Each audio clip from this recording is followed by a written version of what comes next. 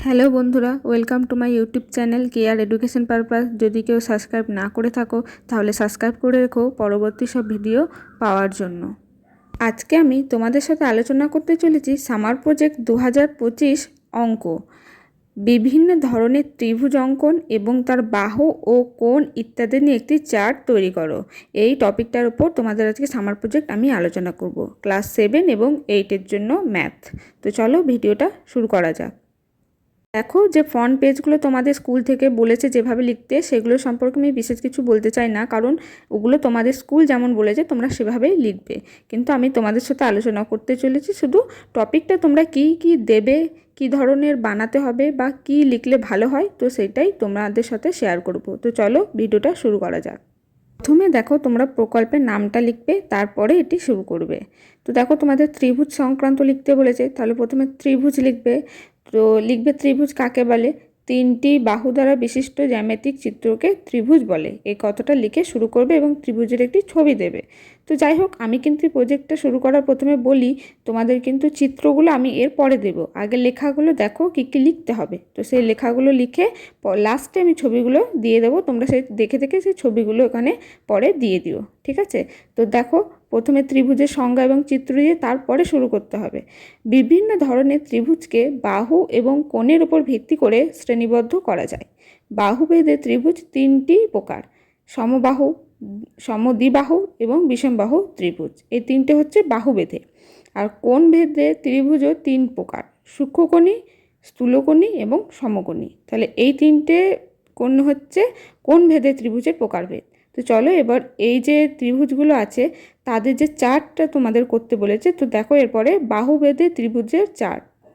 দেখো, বাহুভেদে ত্রিভুজ প্রকার আমি লিখে দিয়েছি, যে তিনটি লেখা আছে: সমবাহু ত্রিভুজ, সমদ্বিবাহু ত্রিভুজ, বিষমবাহু ত্রিভুজ, সেগুলো লিখতে হবে।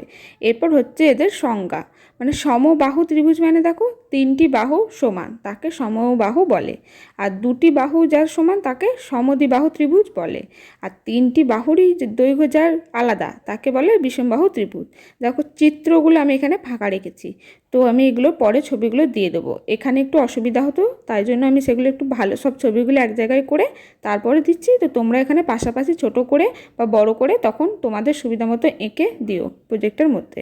তো চলো এরপরে হচ্ছে কোণ ভেদে ত্রিভুজ প্রকার। দেখো, সূক্ষ্মকোণী ত্রিভুজ, স্থূলকোণী ত্রিভুজ, সমকোণী ত্রিভুজ আমি পরপর লিখে দিয়েছি। এবার সংজ্ঞা দেখো, প্রতিটি কোণ 90 ডিগ্রি থেকে ছোট, সেটা হচ্ছে সূক্ষ্মকোণ। আর স্থূলকোণী ত্রিভুজ একটি কোণ 90 ডিগ্রি থেকে বড়, তাকে সেটা হচ্ছে স্থূলকোণী। আর একটি কোণ 90 ডিগ্রি, সেটা হচ্ছে সমকোণী ত্রিভুজ। তো সেই মতো করে চাঁদার সাহায্যে মেপে মেপে তোমাদের কিন্তু এটা করতে হবে।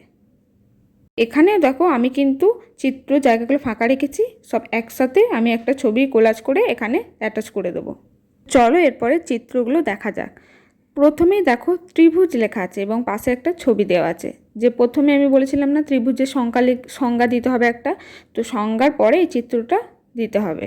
তারপরে দেখো বাহুভেদে ত্রিভুজের চিত্র। প্রথমে আছে দেখো সমবাহু ত্রিভুজ, মানে তিনটে বাহুর দৈর্ঘ্য সমান। দেখো সেটা হচ্ছে সমবাহু। তো তোমরা ছবি আঁকবে, একটা মাপ নেবে নির্দিষ্ট, যে তিনটে একটা এমন মাপ নেবে, সেই মাপেই তিনটে বাহুকেই সমান করতে হবে। দ্বিতীয় কি আছে দেখো সমদ্বিবাহু ত্রিভুজ, মানে দুটো বাহু সমান আর আর একটা আলাদা, যা খুশি হবে। তো তোমরা দেখো দুটো সমান নেবে, মানে একটা এমন মাপ নেবে যাতে দুটোই হয়ে যায়, তো সেটা হয়ে যাবে সমদ্বিবাহু।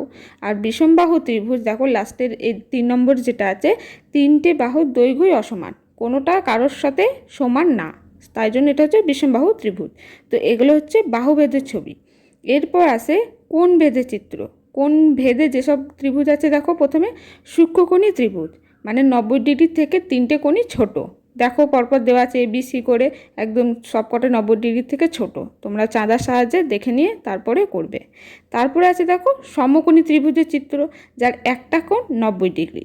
একটা কোণ 90 ডিগ্রি এঁকে নেবে, যে দাগটা হবে দুটো মিলিয়ে দিলেই হয়ে যাবে সমকোণী ত্রিভুজ। তারপরে আছে দেখো স্থূলকোণী ত্রিভুজ।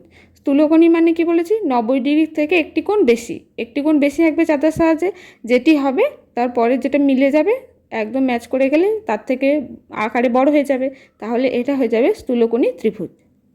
এগুলো সব হলো কোণ ভেদে ত্রিভুজের চিত্র। তো দেখো আমি সব পরপর এক জায়গায় দিয়ে দিয়েছি, তোমরা চার্টের মধ্যে পরপর সব লিখবে আর ছবিগুলো সেই মতো করেই দিও পরপর, তাহলে পুরো প্রজেক্টটি তোমাদের কমপ্লিট হয়ে যাবে।